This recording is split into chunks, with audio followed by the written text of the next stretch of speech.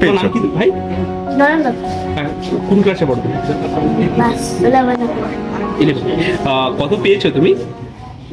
553। কিভাবে এই সাফল্য এলো? পড়াশোনা করি না। পড়াশোনাতে?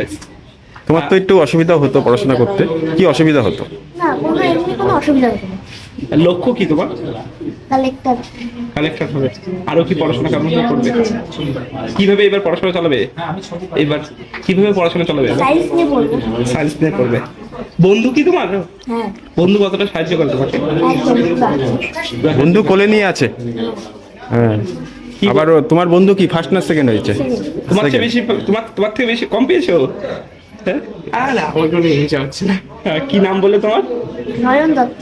আমার নাম রাজীব শর্মা। রাজীব শর্মা। রাজীব শর্মা। আচ্ছা, কত পেয়েছো তুমি? আমি 521 পেয়েছি। আর যাকে কোলে নিয়ে আছো? সে আমার বন্ধু, তিনি পেয়েছেন 553। কতটা খুশি দুই বন্ধু? ভালোই, যতটা হওয়া উচিত ততটাই। কি করার ইচ্ছা আর পড়াশোনা ছাড়াও কি ভালো লাগে? পড়াশোনা ছাড়া ক্রিকেট খেলতে ভালো লাগে। আচ্ছা, কি ইচ্ছা তোমার হবার? ইঞ্জিনিয়ারিং যাওয়ার ইচ্ছা। কেমন লাগছে আজকে এই দুই ফলে, এবার দুইজন বন্ধু, সেও ভালো ফল তুমিও ভালো ফল?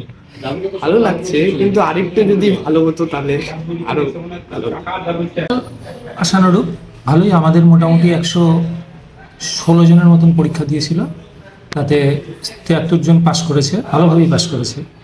এবার নয়ন যেহেতু এক ধরনের মানে দিব্যাঙ্গ, শারীরিক অসুবিধা আছে প্রচুর পরিমাণে, ওরা শারীরিক প্রতিকূলতার মধ্যেই পড়াশোনা করে, ঠিক মতন আমরা হয়তো আমাদের মতন স্কুলে করে দিতে পারি না, কিন্তু খুব সুন্দর রেজাল্ট করেছে। আমাদের আশা কত ছিল- পেয়েছে ও?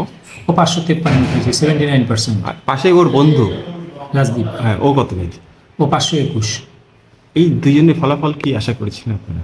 আর একটু ভালো আশা করেছিলাম, নয়নের এক্সপেকটেশন অঙ্কটা একটু খারাপ হয়েছে, 600-র উপরে আশা ছিল আমাদের, রাজদীপেরও তাই আশা ছিল। যাই হোক, এখন ফলাফল তো মেনে নিতেই হবে, রিঅ্যাসেসমেন্ট হয়তো করবে। আর নয়ন তো দিব্যাঙ্গ ভাই বোনদের একটা মাইলস্টোন। ও কি বিশেষ কোটায় পরীক্ষা দিয়েছিল?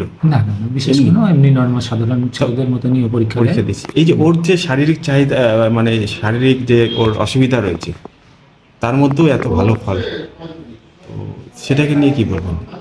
আমি যেহেতু নিজেই এর সংস্থার সঙ্গে জড়িত, আমার মানে সক্ষম সংস্থাটি উত্তরবঙ্গের দায়িত্বেই আমি আছি, তা ওদের নিয়ে কাজ করতে আমার ভালোই লাগে। এবং নয়ন যে প্রতিবন্ধকতা নিয়ে যেই রেজাল্ট করে দেখালো, এটা মনে হয় দিব্যাঙ্গ সমাজের কাছে একটা, দিব্যাঙ্গ সমাজ কেন, মানে মূল সমাজের কাছেও একটা অনুপ্রেরণার বার্তা, যে লড়াই সবসময় করা যায়, শারীরিক প্রতিবন্ধকতা কোনো বাধা হতে পারে না, চেষ্টা থাকলে সফলতা আসবেই। ওর বাড়ি কোথায়? ওর বাড়ি আমাদের রাহুত বাগান স্কুলের পেছনে, রাহুত বাগান। বাবা কি করে জানো? বাবা এমনি কৃষিকাজ মানে কৃষিকাজই করে। নাম? বাংলা হান্টের আরও খবর দেখতে নজর রাখুন। বাংলা খবর মানেই বাংলা হান্ট।